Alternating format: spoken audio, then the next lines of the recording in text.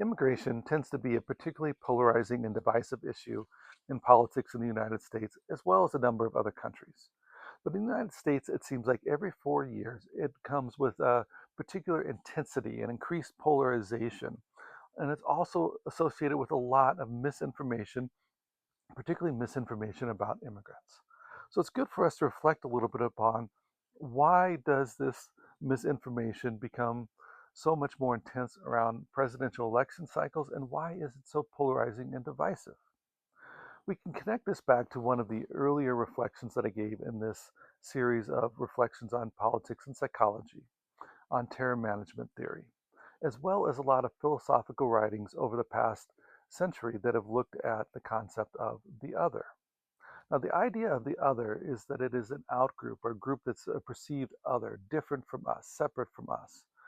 And we often will project upon them things on that otherness then that are harmful and destructive, and often inaccurate as well.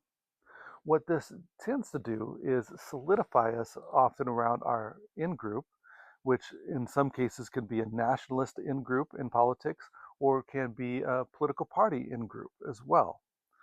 But it unites a group together, and it also creates this animosity and antagonism towards these other groups. So what we learned from terror management theory and talked about in one of these earlier reflections is that when there's some type of threat, it increases this, it intensifies it in a lot of ways.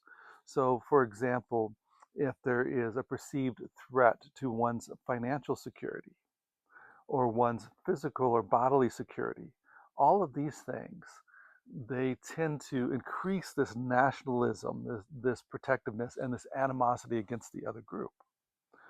And so when we look at the nature of the rhetoric that comes up then, the type of rhetoric and what is used, we can see that it's particularly disturbing a lot of this misinformation about immigrants. For one, there's a lot of misinformation about how immigrants impact us financially, economy, and job security. In reality, what a lot of the research shows is that the jobs that immigrants are taking, a lot of times are jobs that people in the United States don't want. But yet this rhetoric about they're coming and taking our jobs is particularly effective a lot of times because it prompts this fear of security. It takes away that financial security that people have. So this is one of the reasons why we see it can be effective. But then also misinformation about the danger of immigrants.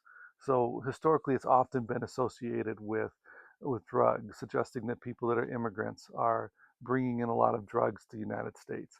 More recently, we've seen that these claims that there's really no evidence for. They've been fact checked numerous times, and there's really no evidence that people are coming from, asylums and from prisons and these other places, or just that they're coming from gangs or that they're particularly violent people. Well, what the research has shown is it's consistently debunked this. It's not true. That certainly there are people that come across the border that are criminals, that come across with nefarious intentions. That does happen, but it is at a pretty low rate.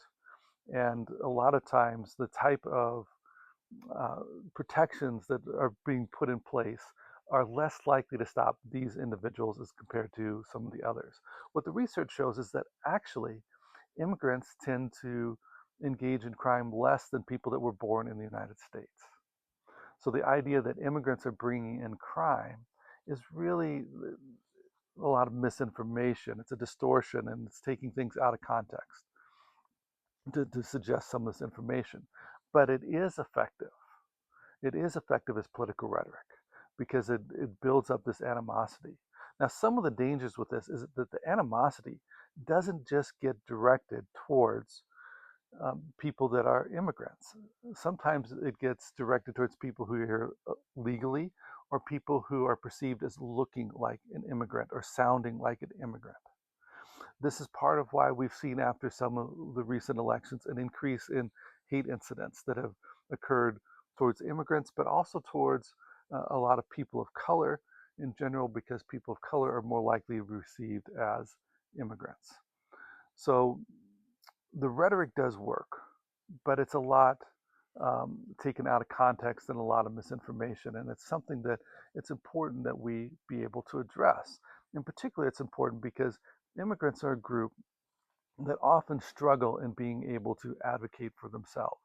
They lack the power, they lack the platform because they're new to the United States. They don't have a lot of connections, but also a lot of times people that are immigrants or in the process of becoming immigrants that are here legally or here legally but trying to get to where they're here legally, that there's a fear of speaking out because there's a worry about being deported. There's a worry about losing one's status in the United States.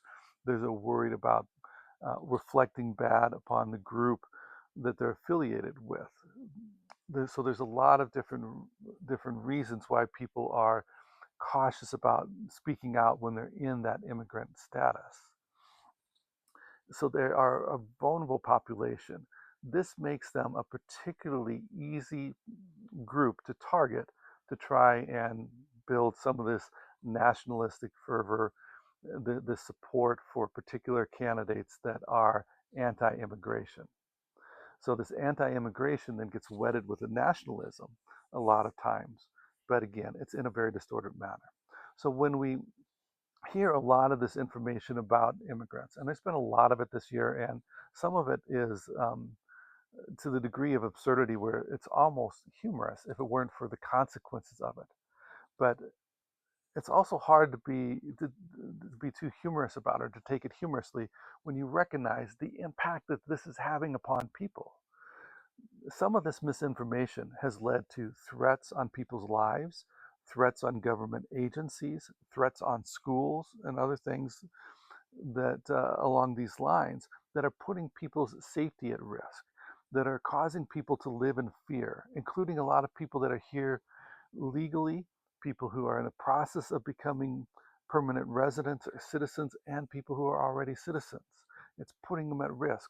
So we need to be cautious with this rhetoric and this misinformation that is being spread widely about immigrants, and we need to speak back to it. I think that's really important to protect the vulnerable people in our communities by making sure that we fact check this information that is being spread about immigrants, and that we're cautious and we critically think about how this is being misused to manipulate us into voting in a particular way, including voting in a particular way that may not always be in our best interest because it's based upon misinformation.